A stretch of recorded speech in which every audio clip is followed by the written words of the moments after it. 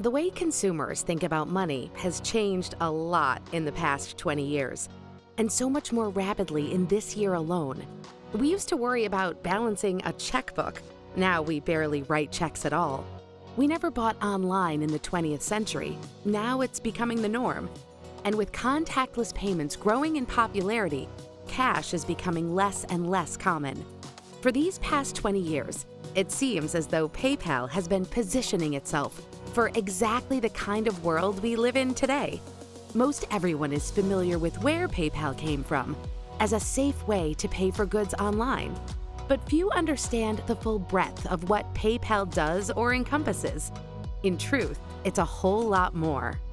Fueled by a fundamental belief that having access to financial services creates opportunity and should be a right for all. PayPal is committed to democratizing financial services and empowering people and businesses to join and thrive in a truly global economy. Through a combination of technological innovation and strategic partnerships, PayPal creates better ways to manage and move money and offers choice and flexibility when sending payments or getting paid. Available in more than 200 markets around the world, the PayPal platform enables consumers and merchants to hold balances in their PayPal accounts in 25 currencies, withdraw funds in 56 currencies, and receive money in more than 100 currencies.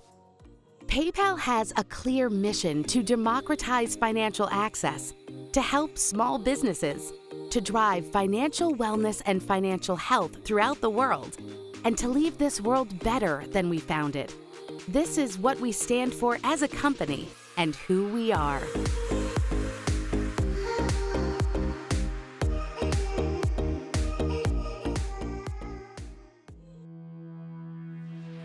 My name is Joya, and I am a senior product manager. Hi, I'm Ashraf. I head product for customer success platforms. I'm Emily Bowersfeld, and I am a product lead at Venmo, which is a PayPal company. Sponsorship is not a transactional relationship. Doing more than just offering advice or feedback to a person. It's helping bring them up to the next level that they want to get to. Sponsorship is critical. I almost see it as foundational. I wouldn't be standing here before you if I did not have sponsors.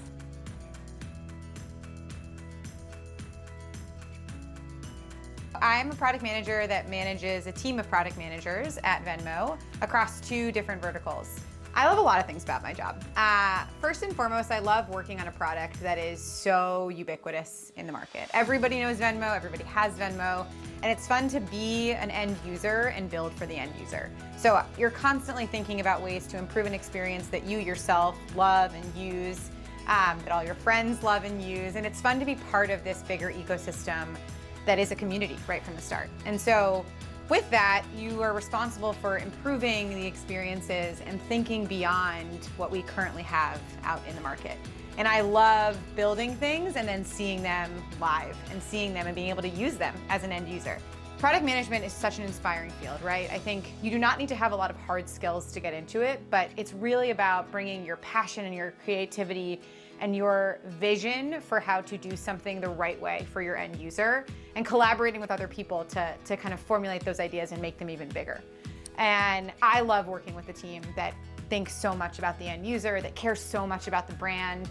I love, coaching a team and being able to kind of help and grow them. I love thinking through challenging problems with smart people, and I love the end result. I love doing it all end to end together, and I think so much of product management is taking an idea and a vision and bringing it to life and then seeing that vision and experimenting with it. And no single person is ever responsible for the end result, right? There's dozens of hundreds of people that work on things, but I love being part of the team and kind of connecting with other people to make our ideas reality.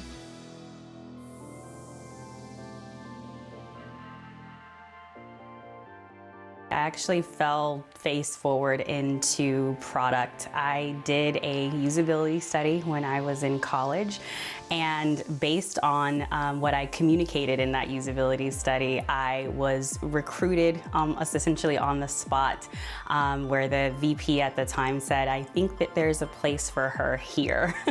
And ever since then, I've had a love for financial services, and it's why I've been here for so long. Just the focus and priority on democratizing how money is moved and making it available, services that folks might not think are easy for them to obtain, making that easy for them, no matter their financial background, no matter their education, no matter their, just domestic situation overall, no matter their ethnicity. And I think that's why I'm really passionate about it, ensuring that people can, handle their business and their lives for the betterment of their families. I love the people that I work with. And I am a good communicator, at least I attempt to be to the best of my ability. And I love the people that I work with, that we all have the common goal of ensuring that we are delivering the best to our customers. And I think from start to finish, you can have early mornings and late evenings, but when you're, kind of in that boat with people that care about you and that you care about, it makes it all worth a while.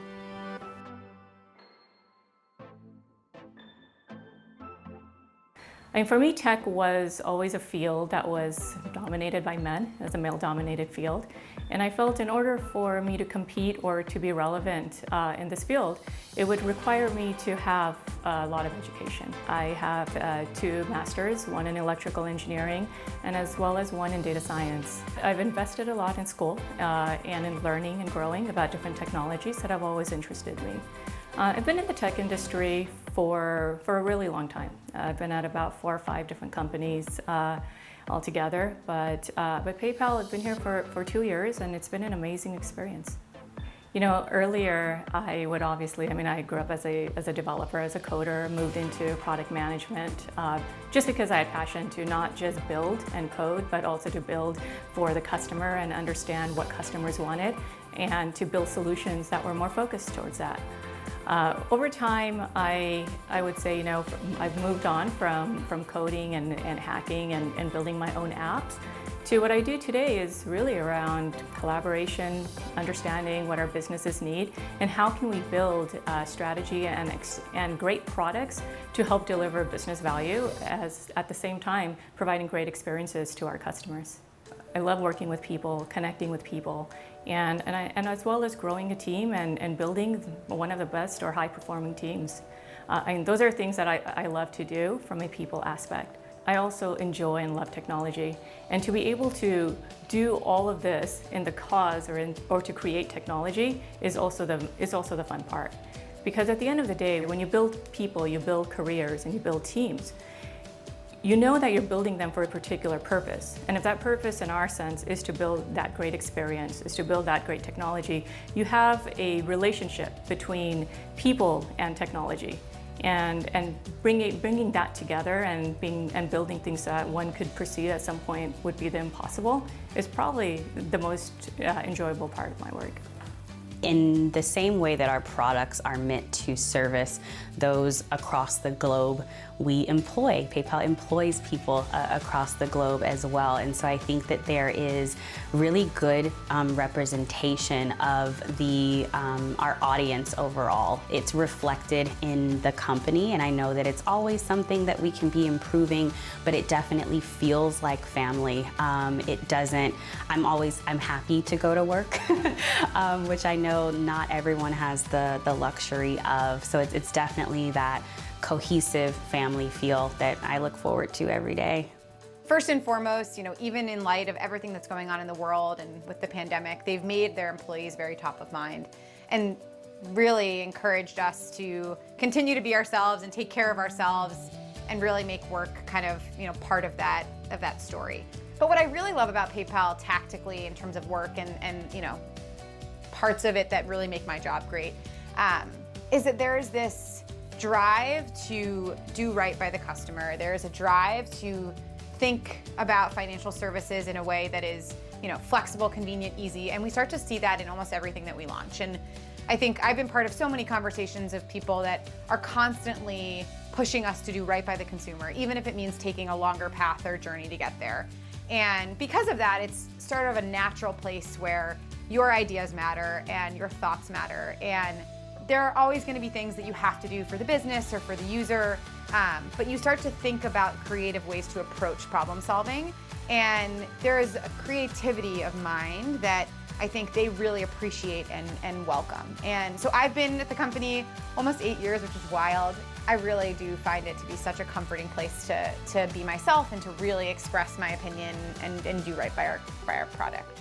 The representation is so important, right? If you think about the teams that women lead, I think that, if you want those that are up and coming to feel like they can aspire, right? That they have to, if I'm looking up, I want to be able to see the direction in which I should go. And I think in a lot of ways, I can see that direction through the women that have trailblazed before me. I think it is so important to have people that you can look up to where you can see yourself in what they're doing, right? You need to have role models that have either paved a path that you didn't know was possible or set an expectation for where you can go. And I feel very lucky at this point. I actually report to a female who reports to a female, which is very rare in tech, but amazing and inspiring to look at as something that really should be the standard in the industry. The reality is that there are just fewer women in technology. And this isn't just a company issue. This has happened for generations. And it starts really in college. It even starts in high school. During my first undergraduate degree, I was in fact pretty much, there weren't a lot of women in my classes. I remember having a physics lab class where I was the only woman in that class. And over time, and more recently, I had got a master's in data science. I have seen a lot more gender diversity than I have seen ever before. So I think the landscape will change in technology. It is changing already with education and in school and in universities. And I think it's just a matter of time that carries forward into the workplace as well. You learn so much from people that are like you, and you learn so much from people that are different from you. And I've really had this awesome opportunity to have both in my career. And I think constantly checking where you want to be with where somebody else is not always the best way to, succeed or even push yourself and drive. But there is something really comforting in knowing that people are doing what you're doing, or people are able to get what you want, and being able to look up to that and really use it aspirationally. It is definitely comforting to look to the senior leadership and see myself there, both as a woman and as a Black woman. It's really about, having those together that can best represent PayPal's core values end to end. So it's definitely very comforting for me because, again, I can see myself at those levels because I see people like me at those levels. The first thing that I learned very early in my career is to really not focus on, limitations because of your gender, and to think about just, things you wanted to go achieve and figuring out how to do them.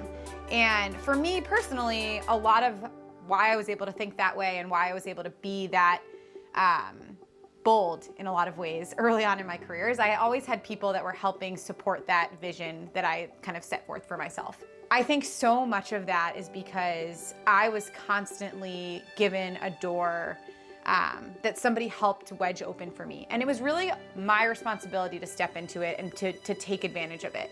But I had a lot of people that were helping me along the way. And I think I have constantly struggled with being the youngest person in a room. A lot of, personal doubt in my experience and in my tenure in order to do the job correctly. But I think what I've learned and gathered over the years is that it doesn't matter how old you are, it doesn't matter what gender you are, it doesn't matter where you come from, it matters what you're gonna do with the opportunity in front of you. And I have always really looked at opportunity as something that was yours for the taking. And personally had a lot of people that helped me build up that confidence over my career. But I also think it's just a matter of figuring out when you're comfortable going out and grabbing it. And I felt a lot of that, comfort very early on because somebody helped me get there. but I now am trying to do that for other people. And it's been a really cool thing to be, part of an organization that welcomes that and doesn't slow you down because you're young or inexperienced. They just want people that are going to do the right thing from the beginning.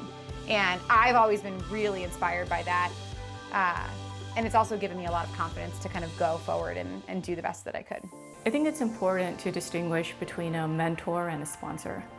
Because a lot of times when you're early in your career, or not even early, just in general, right? I mean, there's mentors, we often talk about them as people who guide you, they help you in your decisions. Whereas a sponsor is someone who creates opportunities for you. When I've had mentorship arrangements, I definitely think of something that is prearranged between myself and someone else, and something that I'm working directly with this individual for a specific goal. A mentor is really someone that you personally look up to that can give you advice and feedback on things that you're doing well and things that you're not in order to advance your career. But it kind of stops at that. And there's almost a fence around a mentor with how much they can provide and how much value they can really give you. I was working in an organization for about 5 years or so. I had really great opportunities. I moved from engineering, operations to product management. At that time, my leader, she was a great mentor. I worked with her. I'd say even to some extent, I may have even served under her because I was dedicated to ensuring that she was successful as well as her organization. There was an org change that took place, and she was moved into a different organization. And she knew my aspirations of wanting to move into management. At that point in time, she had a role open on her team. At that point, as my previous leader opened up a new role, my new leader also encouraged me to go and apply for that position. He said, look, she's known you for a really long time, and I'm supportive of your growth, and I'm also supportive of her continuing to support you. So I ended up interviewing for that role. It was in a non-product and tech organization. It was more of an operational, business-focused role. I interviewed, I met with her team, her new leaders, and the interviews went really well, and I received really positive feedback. At the end of the day, when the decision came, they didn't offer that role to me. They felt that, they wanted to offer it to someone who had that operational and business background. So as devastating as it was, the new leader who took over my team, or my organization rather, a few months later, he did a reorg. He ended up, breaking apart one of his product and engineering teams. And he gave some of the best products to me to lead, as well as some of the best product and engineering leaders at that time. And that's essentially how I got my first management job. I mean, certainly my mentor of 5 years prepared me for the role, whereas my sponsor actually created that opportunity for me. What I try to do, especially with my team, is find out where they personally feel strongest, right? I work with a mix of extroverts and introverts and all different personality types that they may feel their comfort zone very differently than my comfort zone. And so the first thing I like to do is kind of thinking about sponsoring someone, right, is figuring out where they're the most comfortable and then trying to kind of counter that where I can start to provide support where they might not be initially comfortable, right? So that they can start to get out of their fear of discomfort and start to bring themselves up into a more balanced employee and more balanced human. It's figuring out where people feel like they need the most support and then offering them that support. So it could be, giving them the floor in a meeting room where they've never presented before and making it clear to the audience that they are the expert and they are the right person to help solve people's problems. It could be the opposite, right, of letting them do the work behind the scenes and making it clear to everybody else that they pulled the heavy weight. And I think it's really just deciding with that individual that you're working with where they feel discomfort and where you can start to provide support. Because in a lot of ways, you've already gotten where they'd like to be. And so you need to figure out how to use your skills and your knowledge and your experience and do that for them and bring them to the next level. And a lot of times it's just filling that initial gap where they may have fear or imposter syndrome and showing them that they can do it and then letting them shine. You'll find individuals that may not have the same motivation for any reason, whether it's, background, just overall aspirations, but it doesn't mean that they wouldn't be really great at, something new or something a level above or something more challenging than what they're currently working on. And I think it's so important for sponsorship to just, again, see the potential and the opportunity for something great, and to ensure that people, and us together can grow in the best way. I find that the conversations I have more recently are all about that. I can sponsor and I can be sponsored both by those that are at my level. I can be sponsored by those that are, higher up. There isn't anything that limits who you can sponsor or who can sponsor you, even if they're in different orgs, their focus is on different things, their background is on different things. I definitely think it will ensure a better and a greater PayPal as long as we keep that in mind. There's a humbling that happens with sponsorship that I think it's really important, and it ensures that we do the best by each other. We treat each other kindly, and I think that the sponsorship is really rooted in that, right? Your goals are, I want good for you in the same way that, I hope you want good for me as well. So that's the way I view it. I think sponsorship, first of all, sponsorship comes from within, right? I mean, when I sponsor folks on my team, it's a really personal matter. When I joined PayPal, right, a couple of months in, there was an org change, and there was a team that moved under me. And I took the time to get to know this new team, get to know the leaders of the new team, the people, and frankly, they had really good talent. And when we look at mentorship at that point, I was just a mentor to them. I would, help them, and we would brainstorm certain decisions or certain ways to respond to certain situations, guide them in certain interactions. And even when I didn't often have time to give an offer, I was able to even get them a personal coach so that they can still get the guidance and the help that they needed through certain situations. And over time, that mentorship turned into sponsorship, and it was a really natural shift. And in this shift, it was more of being present in different meetings or in different forums and calling people out by their names even when they weren't present, but acknowledging their work even when they're not there. And over time, about a year or so later, one of them was promoted to a director, and another grew into her first management role. But this was all enabled by the culture. It was enabled by the leaders that are part of that organization and as part of that company. In general, when you look at sponsorship, it's not that these folks may have looked for a sponsor. They were just looking to drive impact. And this is what I often say to people who ask me, hey, how do you find a sponsor? It's like finding a friend in some ways. It's like you're just looking to build trust. And you want to build trust at all levels, right? You want to be able to manage up, you want to be able to manage down. So it is more about building that trust, having that, showing and demonstrating what your value is to the business. And at the end of the day, I think people start to see impact, and when they start to see that and how you are delivering this, I think it all comes together. So I think sponsorship is one of those things that it has to be a mutual yes from both parties. I think you really have to find somebody that you relate to and can talk to and get honest feedback from. And that person also has to have the time and connection with you in order to do that. You are both agreeing to be there for the other person. And I think what you need to look for in a sponsor is somebody that A, has time to invest in you. I think so often we look to people that are leading in these most, astonishing ways. But a lot of times those people don't necessarily have time to devote back into you. And to me, that's really the difference in a lot of ways between sponsorship and mentorship. I think another thing that you need to look for in a sponsor, again, is someone that not only do you see yourself learning from, and that could be in any one of the many ways that you want to grow as a human, but also as someone that you look up to and somebody that you really want to grow into, right? And in a vice versa fashion, they have to see that potential in you. You know, you have to think about sponsors at all different levels. Very early on in my career, my sponsors were either my peers, they were people I worked with very closely. There were always, and also, of course, some leaders as well. You know, you obviously need that support. But your sponsors were not always your direct leadership. Your sponsors are sometimes even your indirect leadership. And you have to kind of be aware of that and know that, because everyone influences everybody. Your sponsors typically influence others to think about you a certain way. So even if you feel that at some point in your career that you may not have direct sponsorship of your direct management, you may have sponsorship of management outside of your direct line.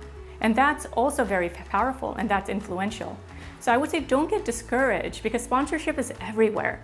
It's not just, you know, it's not just one line, one direction, one reporting chain. It's everyone you work with and their reporting chain. So build your network, build your sponsorship, build your connection with people, build trust, and you will have immense amount of sponsors that just come, that will be present. And believe me, you have sponsors that you don't even know about. I definitely think in looking for sponsorship, you should keep your options open and don't narrow your focus on where you think the best sponsorship may come, because like it did for me, it will surprise you every single time. Sometimes the best sponsorship that I've had, I wasn't looking for it, didn't expect it, or just, you know, based on interactions, didn't expect it to come from where it came, and things that kind of, you know, jump-started different areas of growth for me. So I definitely think that you should pursue a wide range.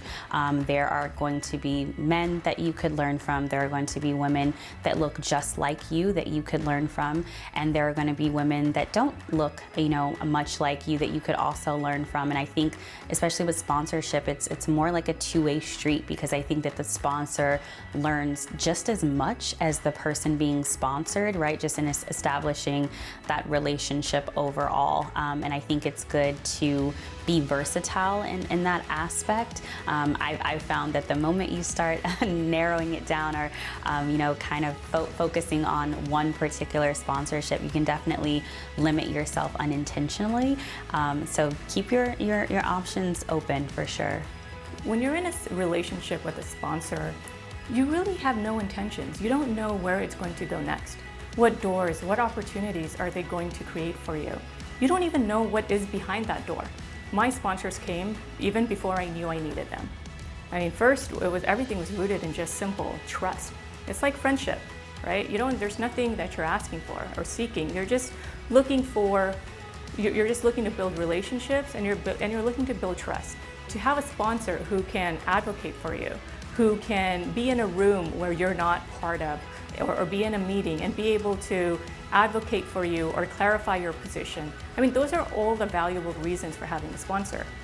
But really, I have found that my sponsors and we just share similar values. I think as a female, right, you have a little bit more inherent doubt about whether or not your voice is valuable in a room of men, or your voice is valuable in a room of people much older than you, personally. But I think where sponsorship is so crucial for females is having somebody show you that you are worth it, having somebody show you that you can do something, just by giving you a little extra push and a little extra support, so that you can actually then do the job you know you can do. For me personally, again, there's been countless opportunities in my career where someone has said, in a room of people where I may have had doubt, Emily knows what she's doing and she can do this. So we're gonna give her the floor and let her explain it. And that little boost, even there, has made a huge difference in my confidence levels, in my ability to actually convince the audience that we should do something a certain way. And I think for a female, right, you have this inherent doubt in the back of your mind of, am I good enough in this community that sometimes tells me I'm not?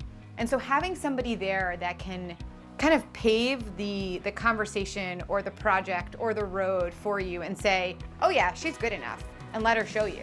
And then for you to get up there and do it is a really powerful thing. I don't necessarily look at just men or women. I do know, because of just statistically, women are less sponsored. So I'm more conscious of that, and that has played a role. But I am aware of that inner dialogue that women have. I mean, I've had it too. And sometimes when I see things like that and signs like that hold us back, then I actively make a point to actually address that and help them through that, because I can relate to that, and I feel that they have a lot of potential, and that's not something that we want to hold them back. So if I see certain situations that I can relate to or I understand about women, I actually make a special effort to help them through that because I feel I can. The fact is that we can talk about equality, but it's not true. It's not all there, right? I mean, because there are conscious and unconscious biases that exist. And sponsorship for women is actually very important because women in general bring diversity, but it's not just about gender diversity. It is diversity of thought, it is diversity of background, it is diversity of experience. And we all know that it is this diversity that enables better decision making. So altogether, sponsorship is a responsibility of every company, of every leader. At the end of the day, if you're building an organization, you are not going to be there forever. So you will leave it behind, and it is your responsibility to then grow those leaders so that they can take the organization and company to newer heights. Finding a sponsor is really about, again, finding a connection, right? Finding somebody that you look up to that you think you can really learn from. And sometimes it's as simple as just reaching out with a quick message of, hey, I'd love to pick your brain on how to get this thing done or how to get through to the next level. I think it's something that, and at least in my way, can be initiated without a firm ask. I know many times I've, bluntly stated, I need to work on this and I need to be much better at this. And sometimes, you let that marinate with the person that you may be eyeing for sponsorship. It kind of breaks the ice a little bit, lets them know where your head is and how you're ultimately wanting to grow. Continually looking for people that really inspire you and wanting to just learn more about how they got there, to me is that first step of sponsorship. And that really is mentorship, right? It's trying to find somebody that you think you can learn from. And then as the relationship evolves, you start to see if that person can really help be what you need in order to get to the next place you're looking to go. Sometimes you have to explicitly ask, I want to learn more in this area from you. and a lot of times you have to be that direct to, again, get what you ultimately want out of the relationship. And I think that when you establish those, that it's a resource, right? It is what helps substantiate, your overall path that is upward. And I think that's the thing about sponsorship, right? Is we shouldn't be plateauing, right? We should be moving up and ensuring that we can move upward together. To begin with, it's just a matter of saying hello to someone, acknowledging work that they've done that you're really impressed with, and just starting to create a relationship. And again, they don't always amount to anything, but you'll never know if you don't try. And I think finding the right sponsor can be incredibly career-changing and life-changing in a lot of ways. And so you really just have to go find people that inspire you and see if you can start to learn from them. Great sponsorships to me are a give and take relationship. So if you really need help getting invited into the conversation or getting invited into the room, that is something that a sponsor can help you do. But you also still have to shine, and you still have to put in the work and do the time and think about where you want to be and do everything that you can to get there. Sponsorship alone is not enough. I think that sponsorship is, in many ways, the spark, right? But it's on you once you're sponsored to rise to that occasion. It may be the case where someone is sponsoring you and, again, recommending you for something where you feel like you're not capable of what is being asked of you or what that role or that particular job description may be. I really think of a sponsorship as someone that is holding the door open for you at a coffee shop, right? The door is open, but you need to either grab it from them before it slams on you or hold it for somebody else. And it's constantly this revolving door of people that are willing to stick their neck out for you and give you the little extra push to have confidence and excitement about doing something. But at the end of the day, your career is absolutely in your hands.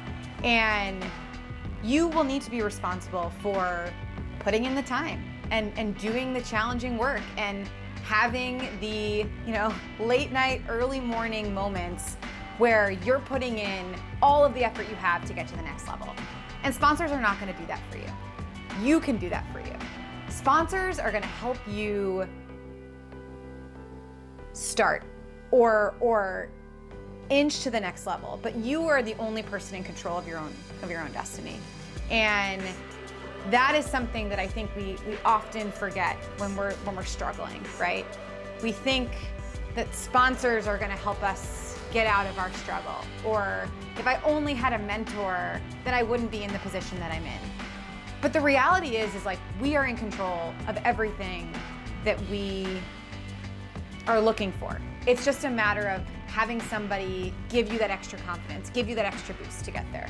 And it's definitely something I experienced over time, from emails to calls, and I want you, you can do this. And I've spoken highly of you in this regard. Even currently, the project that I'm leading, I was definitely sponsored. I wasn't originally going after it myself, but how I was performing, my overall work ethic and how that was perceived by my senior management definitely allowed them to sponsor me, right? I was already, on the right path of sense, and in a sense, and I think it just by being able to, wanting to grow myself and making that very clear, allowed others to sponsor me and essentially ensure that I had access to those opportunities that would let me level up in the way that I wanted to. What I don't want anybody to get caught up on is you need to have somebody that is exactly like you that you can look up to and learn from. I think I've learned some of the most important lessons in my career by learning from people that are different from me, both in gender and in race and in a million other qualities. My only, feedback and advice to everyone is that don't stop at anything to look for the right sponsor. Really think about what you want to get out of your career and who can help you get there. Do not be intimidated by working with someone that's different than you. You should actually be excited and encouraged by that, because more often than not, they will have more to teach you than you even can conceptualize. So I would absolutely encourage anyone to look for a sponsor everywhere. Do not just necessarily limit yourself to who you think you need to be. Really, open yourself up to something new. Where you are right now and where you start is not permanent. It's not the end, and even if the role that you're in, the space that you're in, you may feel like there isn't any way up from that. Again, like with sponsorship is, about that visibility, and you never know who's watching. You want to always be your best self, so when those opportunities present themselves, you are already ready to rise the occasion. It was definitely in the case for me, and I know I've reflected, like, if I would have done something different, if I would have been quiet, if I would have been less articulate, if I would have been less myself, I could have completely missed the opportunity that brought me to where I am now. So be you, be true to you, be honest, and be kind. and I'm sure that the sponsorship will come to you, and it will be easily accepted and welcomed when you go after it. Look, I would say a lot of times I run into folks who are really eager for that next position. They're really eager for that next role. Don't get discouraged because you don't see the results immediately. Your career is a journey. You're going to be here for a long time. You're just going to keep getting good at what you do, and you'll grow, you'll develop, you'll have different experiences. And once you get into that next role that you're looking for, all you have are the skills that you've developed to get there. So whatever you're doing today is preparing you for that next opportunity. And sponsors do exist. The fact that you are where you are today and you are enjoying your work, you are growing, you are developing, your mentors, your sponsors have actually enabled that for you. So it's really just a matter of time that a sponsor comes through and creates an opportunity for you. And it will happen. I would say, there's 99% chance, more often than not, every time you talk to anybody who has ever grown in their organization or in their company, it is because of a sponsor. So just know sponsorship will happen, it just takes time. But in the meantime, just focus on yourself, focus on driving impact, focus on what you can do for the business, what you can do for your customers, and focus on just developing yourself. You, of course, have to prove yourself and you have to do the work. Go after how you see yourself. And I would say eventually it all comes together.